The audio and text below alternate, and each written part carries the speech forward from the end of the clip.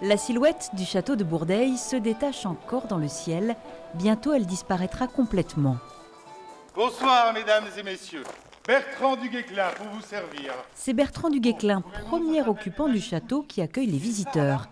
Il est là pour présenter avec tout le panache d'un seigneur de guerre le premier bâtiment construit au XIVe siècle. Le seul point de passage était ici.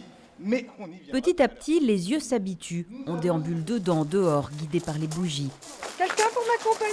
Et quand Jaquette de Montbron prend le relais pour le deuxième édifice, Renaissance cette fois-ci, l'histoire fait surface dans ses détails sous le halo d'une torche. Vous remarquerez quand même que les seins, elle est quand même particulièrement musclée. On dirait les seins de Jean-Paul Gaultier un peu, vous voyez, le parfum un peu. Il faut savoir que souvent c'était les apprentis des peintres qui posaient.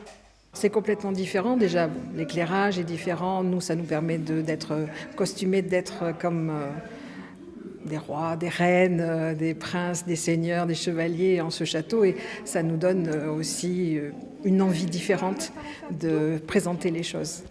Regardez ça si c'est beau.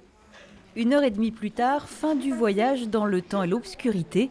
Globalement, la proposition a séduit. L'ambiance à la bougie, je trouve qu'ils se sont donné beaucoup de mal vraiment pour que ce soit très très réussi.